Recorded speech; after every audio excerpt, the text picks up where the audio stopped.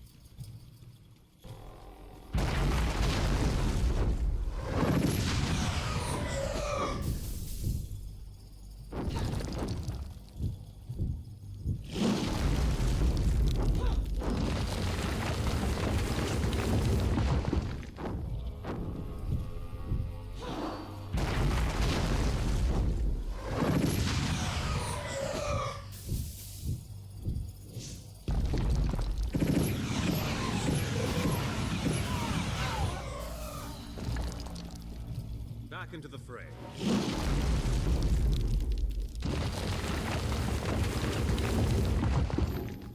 Back to the fight.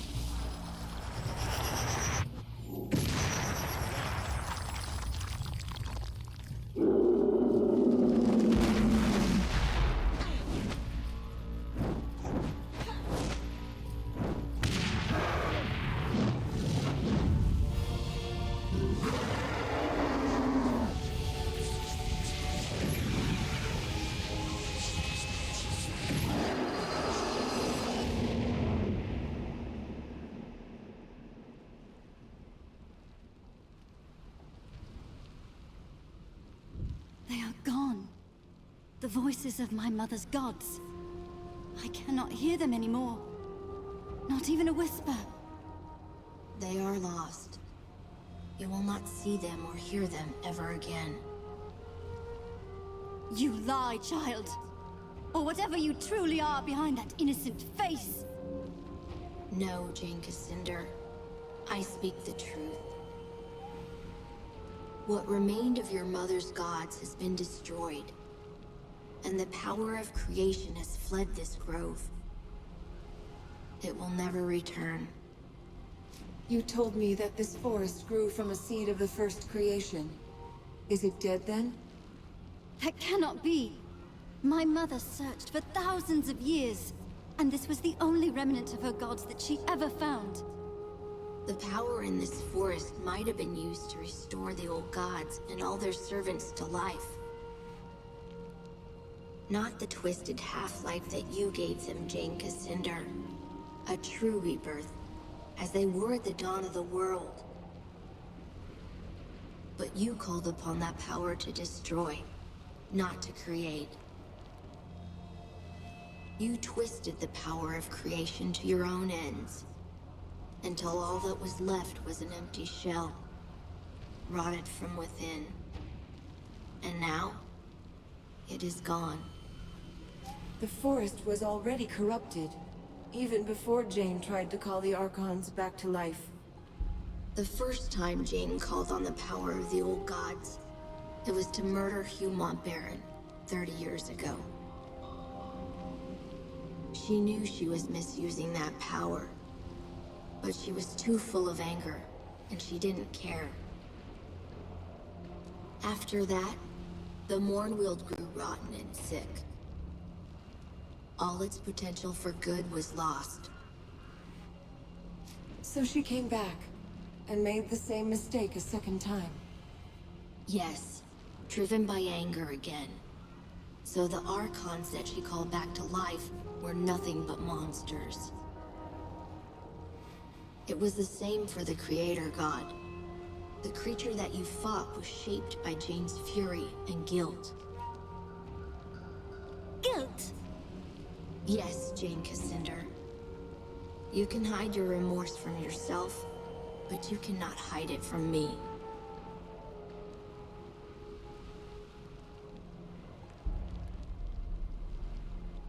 Why did this power respond to Jane, and no one else? Jane's mother was first sister. When she died, her fire passed to Jane. The first sister stood at the right hand of her gods. Only pale shadows of their minds persisted in this grove, but they remembered her. That is why Jane saw her gods in visions and dreams, just as her mother did before her. And that is why Jane could unlock the power that was buried here. And the Archons I fought in the forest? The ones that Jane restored to life? Dead, wilted like blossoms, and scattered to the wind. When you slew the reborn god, all Jane's creations were undone. In time, the forest will recover.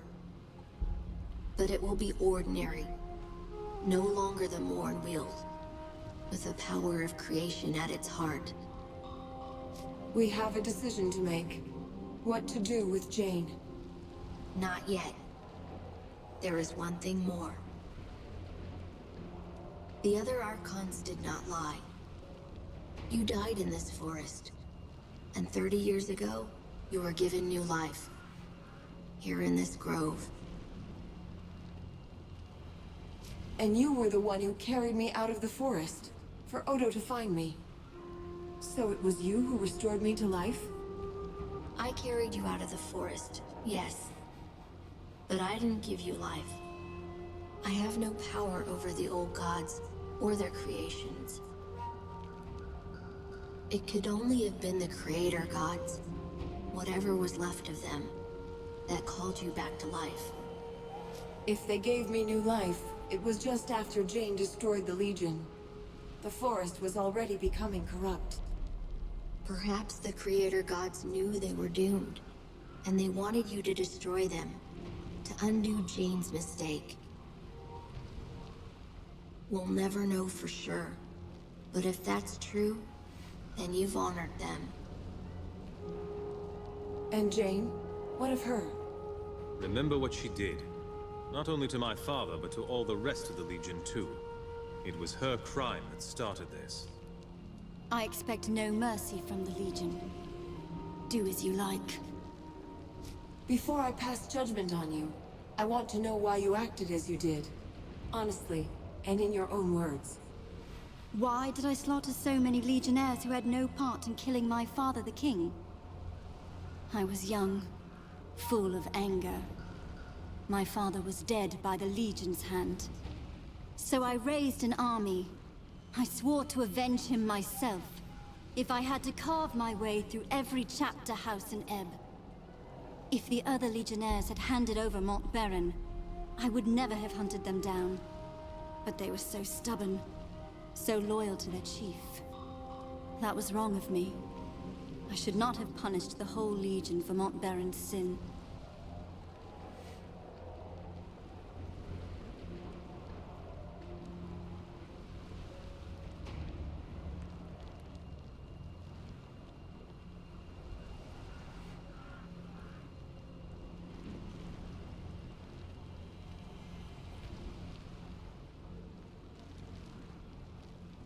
You're sorry for killing the Legionnaires, but not for killing Mont Baron. No. I would kill him again. He murdered my father. And I don't care what his reasons were. You asked for honesty. There you have it. The Mornweald was sacred to your people, and especially to your mother. Why would you confront the Legion here? Mont Baron lured me to this place. Somehow, he knew what I was. And he knew that this forest was sacred to me. He believed that I would never dare to strike him down. Not in the presence of my mother's gods. He was wrong. You used the power of the Mornweald against him. Mont Baron was so arrogant. So sure that he'd outmaneuvered me. That smug look on his face. With no hint of remorse for what he'd done. That was what doomed him. Most of all. I will never understand why the forest allowed him to enter, when so many others were kept out. Unless your gods meant to test you. Perhaps they wanted to know if your devotion to them was stronger than your rage. I never thought of that. If that is true, then I failed them. You've told me why you destroyed the Legion, but why fight a war with the Queen? I will answer your question with one of my own. Do you believe that Rosalind would make a stronger queen than me? My father was a king, my mother a chief among her people and chosen of her gods. I have made mistakes, yes, but I know how to lead. And Rosalind, she has the heart of a lamb. Would you trust the rebuilding of this kingdom to a sheltered little girl? Rosalind is stronger than you think. And stubborn as well. Stubborn? Yes. I suppose she must be, to stand against me for so long. But she is still young and untested. You may think that she is strong, but she has never ruled in her own right. Now you expect her to rebuild a kingdom, with only a few scattered legionnaires to help her. I warn you, that will be an even greater challenge than defeating me. I have no more questions. I've made my decision. And I am ready for your judgment, though I know what it will be. No, you won't die today. I promised Rosalind that I'd spare your life. Little Queen Mouse. I owe my life to that cringing girl. That is a fine irony. Am I to be your prisoner, then? Paraded through the streets in a gilded cage?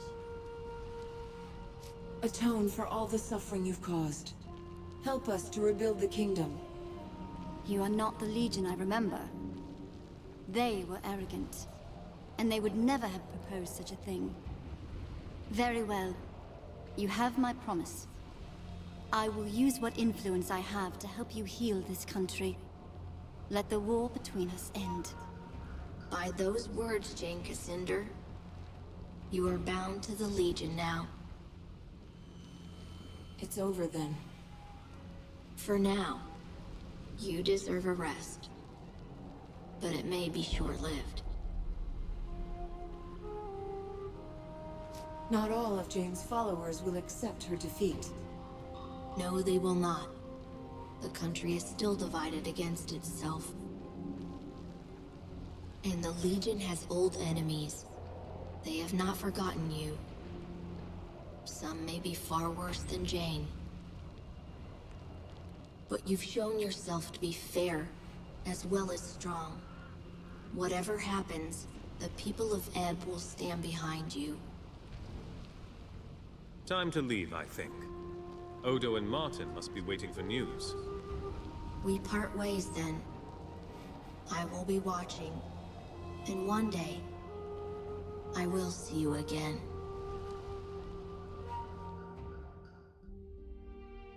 You bid farewell to the Radiant Youth, and he sent you back to our chapter house in Stonebridge, where I awaited your return.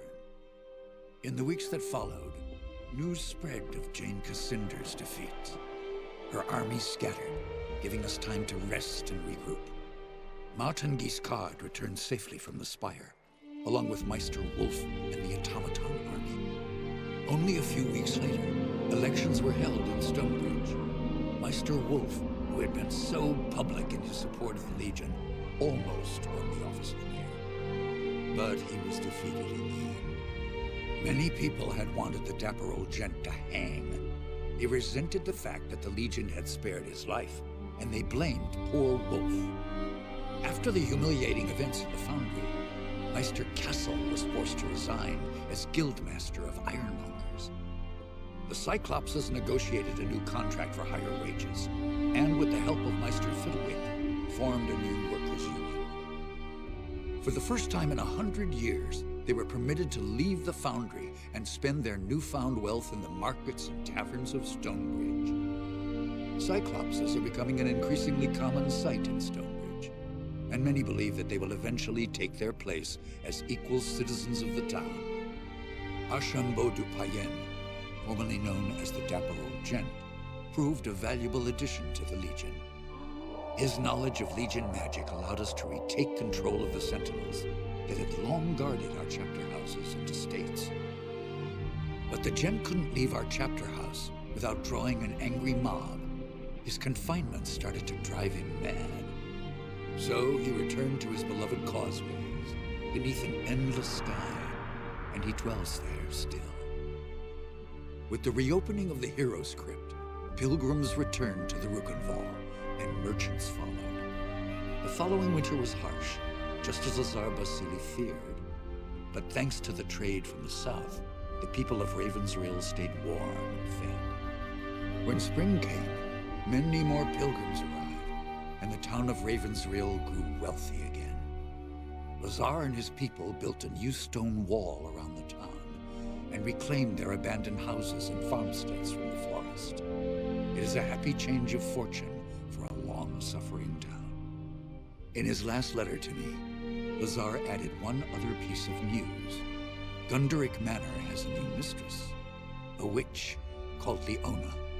The manor has become a gathering place for scores of Lescanzi witches, many of whom are apparently quite beautiful. Lazar reports that the young men of Ravensrill have also begun frequenting the manor, much to the irritation of their mothers and wives. Since the local men will not hear any talk of banishing the witches, it appears that Leona and her people have found a new home, which was perhaps what she intended from the start. Queen Rosalind abandoned Glitterdalf, embarking on a tour of all the cities and towns of the West, meeting as many of her subjects as she could. The Queen showed all the energy of youth, and I think she fully expects to reunite the country in a matter of months, not years. Reality may not be so kind as Lord Devonsey has tried to make her understand. In truth, the future of this country depends more upon what we decide. If she doesn't have the Legion behind her, the Queen is only a single voice, well-meaning though she might be. As for Devonsey himself, I think the man was impressed by your decision to spare Jane Cassinder, as the Queen had asked. When he last visited Stonebridge, he spent a great deal of time in our chapter house. I believe he might actually be willing to rejoin our ranks, if we choose to accept him. Rajani and her sisters returned to Stonebridge, quietly and carefully disguised. Jane Cassinder's defeat affected them deeply, though not in the way I expected. Their devotion to Jane was replaced by a deep admiration for you. I think they see in you the leader they should have followed all along, and they have lately expressed a desire to join our ranks. I maintain my suspicion of any Archon who once followed Jane, but I believe that redemption is not impossible, even for them. Jane Cassinder was as good as her word, though I had my doubts at first. She returned to the cities and towns of the East and urged the people to end their war with the Legion and the Crown. Jane's repentance was heartfelt, and many were swayed by her words. But others have not been so compliant.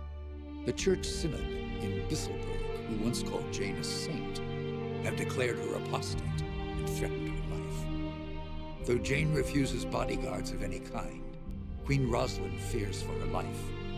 And if anything befalls her, our gains in the East may yet be lost. As for the Legion, the rest of our story is yet to be told. We have a nation to reforge, a fellowship to rebuild, and old enemies who would see us destroyed. And we have questions to decide. Who will assume true power in Ebb if the nation is restored? And who will take the mantle of Grand Master?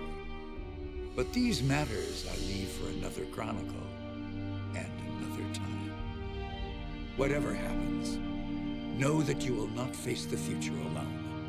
The Legion will stand by you, always.